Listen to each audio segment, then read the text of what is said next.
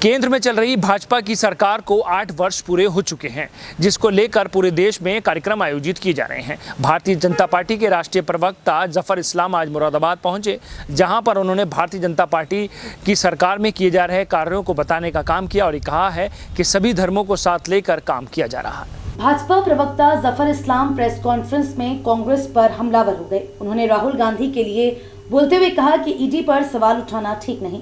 Crime करने वाला इतनी बारात लेकर जाता हो ऐसा मुझे लगता नहीं। राहुल गांधी ये नाटक ना करें, लोगों के मन को भटकाने का काम ना करें। 50 लाख में 90 करोड़ का फायदा लिया है तो ईडी को जवाब तो देना ही होगा। तौकीर रजा के द्वारा जुमे को किए गए आह्वान पर कहा कि तौकीर रजा हो या फिर कोई और, इस तरह करने से समाज में सिर्फ टकराव होता है, लोगों को इकट्ठा करना ठीक नहीं। यही करूंगा कि इस तरह की चीज़ें करने से सिर्फ समाज में कहीं ना कहीं टकराव पैदा होता है। समाज तो आपके लिए है, सरकार आपके लिए है। आपको कोई बात करनी है आदरणीय मुख्यमंत्री जी से, लोकल एडमिनिस्ट्रेशन से, आप जिससे बात करना चाहिए दरवाजे खुले हैं।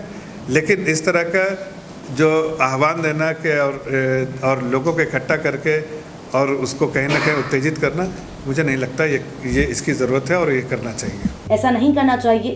कानपुर मामले में आई जांच पर बोलते हुए कहा कि प्रशासन अपना काम कर रहा है और वो अपना काम करेगा। जो भी दोषी होगा उसके खिलाफ कार्यवाही की जाएगी। सुरजेवाला के द्वारा की गई प्रेस कॉन्फ्रेंस में भाजपा से किए गए सवाल पर कहा कि भाजपा कांग्रेस के पीछे नहीं पड़ी है, बल्कि राहुल गांधी के पीछे तो G23, C23, S23 जैसे लोग पड़े हुए हैं। उनकी बहन नहीं चाहती भाई आगे बढ़े, भाई नहीं चाहता बहन आगे बढ़े, माँ नहीं चाहती बेटी आगे बढ़े, माँ चाहती है राहुल गांधी आगे बढ़े, समाज नहीं चाहता राहुल गांधी काम करें। आप खुद सोचें कि आप कहाँ हैं। जफर इस्लाम ने कांग्रेस पर हमलावर होते हुए कहा कि आपको जो भी लिख कर दे देता है आप वही बोल देते हैं, लेकिन जब सवाल होता है तो आप भाग जाते हैं, विदेश घूमने निकल जाते हैं। जफर इस्लाम मुरादाबाद में केंद्र सरकार के 8 साल पूरे होने पर प्रेस वार्ता कर रहे थे, जिसमें पत्रकारों के सवालों पर उन्होंने जवाब दिए। उन्होंने 8 साल सरकार के पूरे होने पर कहा कि मोदी सरकार ने इन 8 सालों में टेक्नोलॉजी पर ज्यादा ध्यान दिया। पीएम मोदी जी की कोशिश रही है, उसमें मोदी सरकार कामयाब रही है और आज दुनिया का 40% डिजिटल ट्रांजैक्शन भारत में होता है। भारत आज फार्मेसी ऑफ द वर्ल्ड बन चुका है, जिसने कोविड के दौरान देश के साथ साथ अन्य देशों को भी दवाइयां उपलब्ध कराई और मदद की।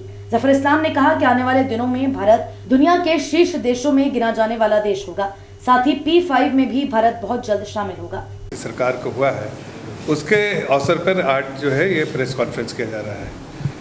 देखिए, पिछले 8 सालों में देश बहुत आगे बढ़ा है, बहुत तरक्की किया है और ये तरक्की इसलिए किया है कि इसमें एक विज़न जो आदरणीय प्रधानमंत्री जी का विज़न था, हर साल के लिए हर पीढ़ी उन्होंने हर साल के हिसाब से उन्होंने अपने दिमाग में एक विज़न तैयार करके रखा था और उसी को धीरे धीरे इम्प्लीमेंट जो है किया जा रहा है। लेकिन जो सबसे बड़ी जो उनकी कोशिश थी वो सुशासन और जन कल्याणकारी योजनाओं के बारे में, जो वेलफेयर स्कीम में।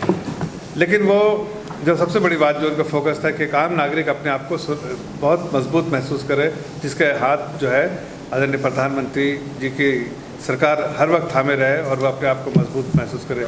वो उसी वक्त पॉसिबल हो सकता था जब हमारा जो निज़ाम है जिसमें पिलफरेज नहीं हो, जिसमें लीकेज नहीं हो। इसलिए कि पहले की जो सरकार थी, उन सरकारों को आप देखिए, वो सरकार अनाउंसमेंट कुछ करती थी लेकिन ज़मीन पे कुछ और उतरता था।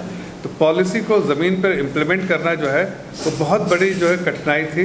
लेकिन आदरणीय प्रधानमंत्री जी ने इस कठिनाई को दूर करने के लिए बहुत सारे ऐतिहासिक कदम उठाए, जिसका मैं आपको धीरे आगे आते हुए दूंगा। लेकिन वो सबसे बड़ी थी कि एक स्ट्रक्चरल रिफॉर्म्स जो है वो आदरणीय प्रधानमंत्री जी ने अपने दिमाग में खाका बनाया था कि हमें बहुत सारे स्ट्रक्चरल रिफॉर्म्स करने, ताकि ये पिलफरेज जो है, ये जो लीकेज जो है, ये ऐसी चीज़ें जो है वो नहीं हो पाए।